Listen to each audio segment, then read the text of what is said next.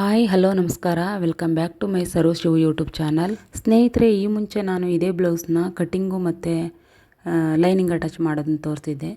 ಇದೇ ಬ್ಲೌಸ್ನ ಇವಾಗ ಮತ್ತೆ ಫುಲ್ಲು ರೆಡಿ ಮಾಡೋದು ತೋರಿಸ್ತಾ ಇದ್ದೀನಿ ಇವತ್ತು. ಅದನ್ನು ನಿಮ್ಮ ಜೊತೆ ಶೇರ್ ಮಾಡಬೇಕು ಅಂದ್ಕೊಂಡಿದ್ದೀನಿ. ಬನ್ನಿ, ಫಸ್ಟ್ಗೆ ನಾವು ಶೋಲ್ಡ್ರ್ ಹತ್ರ ಸ್ಟಿಚ್ ಹಾಕೋಬೇಕು. ಸೈಡು 2 ಪೀಸ್ನ ಜೋಡಿಯಾಗಿ ಇಟ್ಕೊಂಡು ಅದು 2 ಮೇಲೆ ಬರುತ್ತೆ, ಅದನ್ನು ತಗೊಂಡು ನಾವು 1 ಸೆಂಟಿಮೀಟ್ರು ಬಿಟ್ಟು ಸ್ಟಿಚ್ ಹಾಕೋಬೇಕಾಗುತ್ತೆ. 1 ಸೆಂಟಿಮೀಟ್ರ್ ಬಿಟ್ಟು 2 ಕಡೆನೂ ನಾವು ಮೆಜರ್ಮೆಂಟ್ ಕರೆಕ್ಟಾಗಿ ಕಟ್ ಮಾಡಿರ್ತೀವಿ, ಅಷ್ಟಕ್ಕೆ ಸ್ಟಿಚ್ ಹಾಕೋಬೇಕು. ಅದಾದಮೇಲೆ ಫ್ರಂಟಲ್ಲಿ 4 ಡಾಟ್ ಬರುತ್ತೆ. ಫ್ರಂಟಲ್ಲಿ 4 ಸೈಡು ಡಾಟ್ ಹಿಡಿಬೇಕಾಗುತ್ತೆ. ಸ್ನೇಹಿತರೆ, ನಾನು ಹೇಳ್ತಾ ಇರೋದು ಡಾಟ್ನ ಉದ್ದಳತೆ. ಆ ಉದ್ದಳತೆ ನಾವು ಫ್ರಂಟಲ್ಲಿ ಬರೋದು ಡಾಟು. ಫಸ್ಟಿಗೆ ಫ್ರಂಟಲ್ಲಿ ಉಕ್ಸ್ ಹತ್ರ 2 ಡಾಟ್ ಬರುತ್ತೆ, ಮತ್ತು ಸ್ಲೀವ್ ಅಟ್ಯಾಚಿಂಗ್ ನೇರದಲ್ಲಿ 1 ಡಾಟ್ ಬರುತ್ತೆ. ಸ್ಲೀವ್ ಅಟ್ಯಾಚು ಬರುತ್ತೆ ಫ್ರಂಟಲ್ಲಿ, ಆ ಜಾಗದಲ್ಲಿ 1 ಡಾಟ್ ಬರುತ್ತೆ. ಅದನ್ನು ಒಂದು 3-3.5 ಇಂಚು ತೊಗೋಬೇಕಾಗುತ್ತೆ. ಮತ್ತು ಸೈಡಲ್ಲಿ 1 ಡಾಟ್ ಬರುತ್ತೆ, ಅದೊಂದು 4 ಇಂಚಷ್ಟು ಡಾಟ್ ತೊಗೋಬೇಕಾಗುತ್ತೆ. ಮತ್ತು ಬಾಟಮಲ್ಲಿ 1 ಡಾಟ್ ಬರುತ್ತೆ ಯೋಕ್ ಅಟ್ಯಾಚ್ ಹತ್ರ.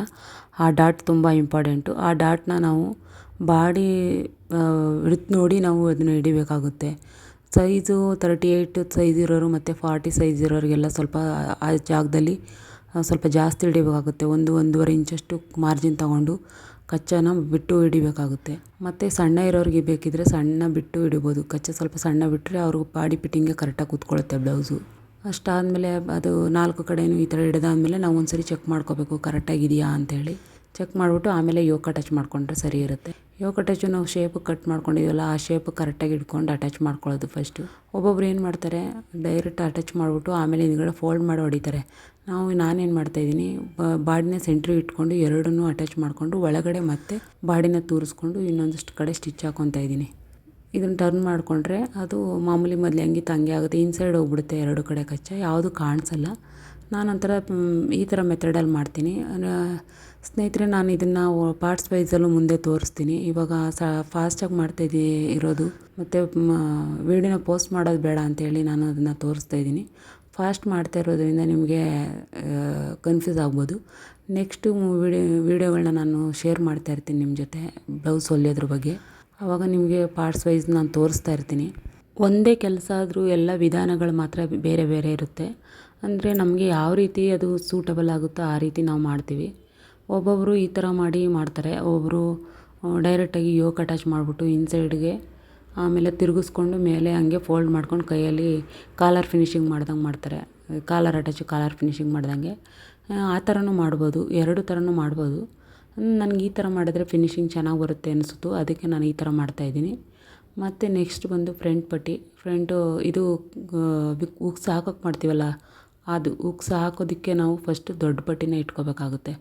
ದೊಡ್ಡ ಪಟ್ಟಿನ ನಾವು ಸೀದಾ ಇಟ್ಕೊಂಡು ಅಟ್ಯಾಚ್ ಮಾಡ್ಕೋಬೇಕು. ಲೈನಿಂಗ್ ಅಟ್ಯಾಚ್ ಮಾಡಿ ರೆಡಿ ಮಾಡಿ ಇಟ್ಕೊಂಡಿರ್ತೀವಿ, ಅದನ್ನು ರೆಡಿ ಮಾಡಿ ಇಟ್ಕೊಂಡಿದ್ದು ಸೀದಾ ಇಟ್ಕೊಂಡಿದ್ದು. ಆಮೇಲೆ ಅಟ್ಯಾಚ್ ಆದಮೇಲೆ ನೋಡಿ ಅದನ್ನು ನಮ್ಗೆ ಹೆಂಗೆ ಬೇಕೋ ಹಂಗೆ ತಿರುಗಿಸ್ಕೊಂಡು ಒಂದು ಕುರ್ಕ ಹಾಕೋಬೇಕು. ನಾವು ಹಿಂಗೆ ಫೋಲ್ಡ್ ಮಾಡಿ ಹಿಂಗೆ ಡಬಲ್ ಫೋಲ್ಡ್ ಮಾಡಿದಾಗ ನೀಟಾಗಿ ಕೂತ್ಕೊಳ್ಳೋ ಥರ ನೋಡಿಕೊಂಡು ಒಂದು ಕುರ್ಕ ಹಾಕೋಬೇಕು. ಆ ಕಡೆ ಈ ಕಡೆ 2 ಕಡೆನೂ ಕುರ್ಕ ಹಾಕ್ಕೊಂಡ್ರೆ ನಾವು ಫಿನಿಶಿಂಗ್ ಮಾಡೋವಾಗ ನೀಟಾಗಿ ಕೂತ್ಕೊಳ್ಳುತ್ತೆ. ಆಮೇಲೆ ಲಾಸ್ಟಲ್ಲಿ ನಾವು ಮಾಡಿಬಿಟ್ಟು ಕೈಯಲ್ಲಿ ಫೋಲ್ಡ್ ಮಾಡ್ತೀವಿ ಅಂದರೆ ಅದು ಪೀಸ್ ಸಿಗೋಲ್ಲ, ಕಟ್ಟಾಗಿರುತ್ತಲ್ಲ, ತುಂಡೆ ಇರುತ್ತೆ, ಚೆನ್ನಾಗಿ ಕಾಣಲ್ಲ ಅದು. ಅದಕ್ಕೆ ಆ ಕಡೆ ಈ ಕಡೆ ಒಂದು ಸ್ಟಿಚ್ ಹಾಕೊಂಡ್ಬಿಟ್ರೆ ಫಿಟ್ನೆಸ್ಸಾಗಿ ನೀಟಾಗಿ ಕೂತ್ಕೊಳ್ಳುತ್ತೆ. ನೋಡಿ, ಕರೆಕ್ಟಾಗಿ ಫಿನಿಶಿಂಗ್ ಮಾಡ್ಬೋದು, ಏನು ಪ್ರಾಬ್ಲಮ್ ಆಗೋಲ್ಲ, ಅದು ನೀಟಾಗಿ ಬಂತು. ಮತ್ತು ಹಂಗೆ ಡಬಲ್ ಸ್ಟಿಚ್ ಹಾಕ್ಕೊಳ್ಳೋದು. ಮತ್ತು ನಾವು ಉಕ್ಸ್ ಹಾಕೋದಕ್ಕೆ ನಾವು ಮಾಡ್ತೀವಲ್ವ ಅದು. ನೆಕ್ಸ್ಟ್ ಅದೇ ರೀತಿ 3 ಸ್ಟಿಚ್ ಬರುತ್ತೆ. ಅದು ಉಕ್ಸ್ ಹಾಕೋದಕ್ಕೆ ನಾವು ಮಾಡ್ತೀವಲ್ಲ ಅದು. ಉಕ್ಸ್ ಹಾಕೋ ಪಟ್ಟಿ ಬಂದು ಇದು ಉಕ್ಸ್ ಹಾಕೋದಕ್ಕೆ ಮಾಡ್ತಾಯಿದ್ದೀವಲ್ಲ ಆ ಪಟ್ಟಿ. ಇದು ಡಬಲ್ ಪೀಸ್ ಕೊಡಬೇಕಾಗುತ್ತೆ. ಅಂದರೆ ಪೀಸ್ ದೊಡ್ಡದು ತೊಗೋಬೇಕಾಗುತ್ತೆ. 2 ಇಂಚಷ್ಟು ಪೀಸು, 2-2.5 ಇಂಚಷ್ಟು. ಆದರೆ ನಾವು ಉಕ್ಸ್ನ ಫಿಟ್ ಮಾಡ್ತೀವಲ್ಲ ಆ ಪೀಸ್ ಏನಿಲ್ಲ, ಬರೀ 1-1.5 ಇಂಚ್ ಇದ್ದರೆ ಸಾಕು. ನೋಡಿ, ಈ ಪೀಸ್ ತುಂಬ ಚಿಕ್ಕದಿದೆ. ಇದನ್ನು ನಾವು ಸೀದಾನಾದ್ರೂ ಇಕ್ಕೋ ಅಟ್ಯಾಚ್ ಮಾಡ್ಬೋದು, ಉಲ್ಟನಾದ್ರೂ ಇಕ್ಕೋ ಅಟ್ಯಾಚ್ ಮಾಡ್ಬೋದು. ಆದರೆ ಬಾಡಿ ಮತ್ತು ಪಟ್ಟಿ ಪೀಸು 2 ಒಂದೇ ಕಡೆ ಮ್ಯಾಚ್ ಆಗೋ ಥರ ನಾವು ಮಾಡಿಕೊಂಡ್ರೆ ಚೆನ್ನಾಗಿ ಕಾಣುತ್ತೆ. ಅಟ್ಯಾಚ್ ಮಾಡಾದ್ಮೇಲೆ ನಾನು ತಿರುಗಿಸ್ಕೊಂಡು ಅದನ್ನು ಕಿನ್ನರಿ ಹಾಕ್ಕೊಂಡೆ, ಮತ್ತು ತಿರುಗಿಸ್ಕೊಂಡು ಅದನ್ನು ಸ್ಟಿಚ್ ಹಾಕ್ಕೊತಾ ಇದ್ದೀನಿ. ಫುಲ್ ಫಿನಿಶಿಂಗ್ ಮಾಡ್ಬೋದು. ನಾನು ಆವಾಗಲೇ ಹೇಳಿದ್ನಲ್ಲ ಸ್ನೇಹಿತರೆ, ಅದನ್ನು ಮುಂದಿನ ದಿನಗಳಲ್ಲಿ ಚಿಕ್ಕ ಪಾರ್ಟ್ಸ್ ವೈಸ್ ತೋರಿಸ್ತೀನಿ ನಿಮಗೆ. ಅದು ನೀಟಾಗಿ ನಿಧಾನಕ್ಕೆ ಅರ್ಥ ಆಗೋ ಥರ. ಈಗ ವಿಡಿಯೋ ತುಂಬ ಲೆಂತಿ ಆಗುತ್ತೆ ಅಂತೇಳಿ ನಾನು ಇದನ್ನ ಫಾಸ್ಟಲ್ಲಿ ಇಕ್ಕಿ ತೋರಿಸಿದ್ದೀನಿ. ನೆಕ್ಸ್ಟ್ ಟೈಮ್ ನಾನು ಇದನ್ನು ಸಣ್ಣ ಪಾರ್ಟ್ಸ್ ವೈಸು ನಿಮ್ಮ ಹತ್ರ ಶೇರ್ ಮಾಡ್ತೀನಿ. ಅದು ಎಲ್ಲರಿಗೂ ಆಗ ನೀಟಾಗಿ ಅರ್ಥ ಆಗುತ್ತೆ. ಇವಾಗಲೂ ಅರ್ಥ ಆಗುತ್ತೆ, ಬ್ಲೌಸ್ ಹೊಲಿಯೋರಿಗೆಲ್ಲ ಕಾಮನಾಗಿ ಇದು 100% ಅರ್ಥ ಆಗಿರುತ್ತೆ. ನೆಕ್ಸ್ಟ್ ಸ್ಲೀವ್ ಅಟ್ಯಾಚಿಗೆ ಬರೋಣ. ಸ್ಲೀವ್ ಅಟ್ಯಾಚಲ್ಲಿ ನಾವು ಸ್ಲೀವ್ನ 2 ಕಡೆ ಡಿವೈಡ್ ಮಾಡ್ಕೊಂಡು ಸೆಂಟ್ರಿಗೆ ನ್ಯಾಚ್ ಹೊಡ್ಕೋಬೇಕು. ನ್ಯಾಚ್ ಹೊಡ್ಕೊಂಡು ಅದನ್ನು ಶೋಲ್ಡರ್ ನ್ಯಾರದಲ್ಲಿ ಇಟ್ಕೊಂಡು ಒಂದು ಕುರ್ಕ ಹಾಕ್ಕೊಂಡ್ರೆ ಒಂದು ಸ್ಟಿಚ್ ಹಾಕ್ಕೊಬೇಕು. ಒಂದು ಸ್ಟಿಚ್ ಹಾಕ್ಕೊಂಡ್ರೆ ನಾವು ಅಟ್ಯಾಚ್ ಮಾಡೋವಾಗ 2 ಕಡೆ ಲೆವೆಲಾಗಿ ಇಟ್ಕೊಂಡು ನಾವು ಯಾವ ಕಡೆಗೆ ಎಷ್ಟು ಬಿಡ್ಬೋದು, ಅಕಸ್ಮಾತ್ ಎಕ್ಸ್ಟ್ರಾ ಬಾಡಿ ಮಿಗುತ್ತಾ ಸ್ಲೀವ್ ಮಿಗುತ್ತಾ ನೋಡ್ಕೊಂಡು ಮಾಡ್ಬೋದು. ಯಾವುದು ಮಿಗಲ್ಲ, ಯಾಕೆಂದರೆ ಮೆಜರ್ಮೆಂಟ್ ಕರೆಕ್ಟಾಗಿ ಕಟ್ ಮಾಡ್ಕೊಂಡಿರ್ತೀವಿ. ನೋಡಿಕೊಂಡು ಅದನ್ನು ನಾನು ಡಬಲ್ ಸ್ಟಿಚ್ ಹಾಕ್ಕೊತಾ ಇದ್ದೀನಿ. ಸ್ಲೀವ್ ಅಟ್ಯಾಚು ಮಾಡುವಾಗ ಶೇಪಲ್ಲಿ ಯಾವ್ಯಾವ ಶೇಪ್ ಯಾವ್ಯಾವ ನೇರಕ್ಕಿರುತ್ತೆ ಆ ನೇರ ಕರೆಕ್ಟಾಗಿ ಕೂರಿಸ್ಕೋಬೇಕಾಗುತ್ತೆ. ಕೂರಿಸ್ಕೊಂಡು ಅಟ್ಯಾಚ್ ಮಾಡ್ಕೋಬೋದು. ಸ್ಟಿಚ್ ಹಾಕೋವಾಗಲೇ ಕರೆಕ್ಟಾಗಿ ಹಾಕೋಬೇಕಾಗುತ್ತೆ, ಯಾಕೆಂದರೆ ಓರ್ಲಕ್ ಇರೋಲ್ಲ. ಓರ್ಲಕ್ ಇದ್ರೂ ಸಹ ನಾವು ಸ್ಟಿಚ್ಚನ್ನ ಕರೆಕ್ಟಾಗಿ 1.5 ಸೆಂಟಿಮೀಟ್ರಿಗೆ ಹಾಕಲೇಬೇಕಾಗುತ್ತೆ.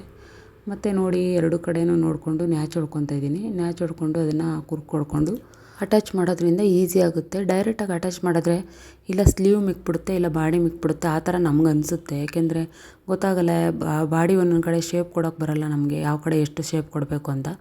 ಈ ನಾವು ಮಧ್ಯೆ ಸ್ಟಿಚ್ ಹಾಕ್ಕೊಳ್ಳೋದ್ರಿಂದ ಬಾಡಿ ಶೇಪನ್ನು ಯಾರು ಕರೆಕ್ಟಾಗಿ ಕೂತ್ಕೊಳ್ಳುತ್ತೆ ತನ್ನಂತಾನೆ. ನಾವು ಅದು ಯಾರು ಕೂರ್ಸೋಕ್ಕೆ ನಾವು ಐಡಿಯಾ ಮಾಡ್ಕೋಬೋದು. ಆ ಥರ ಸೆಂಟ್ರಲ್ಲಿ ನಾವು ಸ್ಟಿಚ್ ಹಾಕ್ಕೊಳ್ಳೋದ್ರಿಂದ, ಕೂರ್ಕೊಡ್ಕೊಳ್ಳೋದ್ರಿಂದ.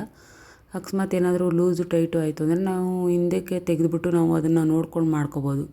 ಫುಲ್ ಇಲ್ಲಾಂದರೆ ಸ್ಲೀವ್ ಹಿಂದೆ ಮುಂದೆ ಆಗಿಬಿಡುತ್ತೆ ಅಟ್ಯಾಚ್ ಮಾಡೋವಾಗ. ಕರೆಕ್ಟಾಗಿ ನಾವು ಮಧ್ಯೆ ಸ್ಟಿಚ್ ಹಾಕ್ಕೊಂಡಿಲ್ಲ ಅಂದರೆ ನಾನು ಈ ಡಬಲ್ ಸ್ಟಿಚ್ ಹಾಕ್ಕೊಂಡೆ ಅಟ್ಯಾಚ್ ಮಾಡಿ. ಮತ್ತು ನೋಡಿ 2 ಕಡೆಯೂ ಫ್ಲಾಟಾಗಿದೆಯಾ ನೋಡಿಕೊಂಡು ಇವಾಗ ಸೈಡ್ ಮಾಮೂಲಿ 1.5 ಇಂಚ್ ಬಿಟ್ಟು ಹೊಡಿಬೇಕು ಅಂತ ಹೇಳಿದ್ನಲ್ಲ, ಅದೇ ರೀತಿ 1.5 ಇಂಚ್ ಬಿಟ್ಟು ಸೈಡ್ ಹೊಡ್ಕೊತಾ ಇದ್ದೀನಿ. ಅದು ಬಾಡಿನ ನಾವು ನೋಡಿಕೊಂಡು ಯಾವುದು ಹೆಚ್ಚು ಕಮ್ಮಿ ಬರುತ್ತೆ ಅಂತೇಳಿ ನಾವೇ ನೋಡ್ಕೊಂಡು ಮಾಡಬೇಕಾಗುತ್ತೆ. 2-3 ಸ್ಟಿಚ್ಚು ನಾವು ಮಾಮೂಲಿ ಸ್ಟಿಚ್ ಹಾಕುವಾಗ ಹಾಕ್ಬಿಡ್ಬೇಕು. ಸೈಡಲ್ಲಿ 2 ಸ್ಟಿಚ್ಚನ್ನು ಹಾಕ್ಬಿಡ್ಬೇಕಾಗುತ್ತೆ. ಸ್ಲೀವ್ ಅಟ್ಯಾಚ್ ಆದಮೇಲೆ ನಾವು 2 ಕಡೆಯೂ 1.5 ಇಂಚಿಗೆ ಸ್ಟಿಚ್ ಹಾಕಿ, ಆ ಸ್ಟಿಚ್ಚಿಗೆ ಪಕ್ಕದಲ್ಲಿ 2-3 ಸ್ಟಿಚ್ಚನ್ನ ನಾವು 1/4 ಇಂಚ್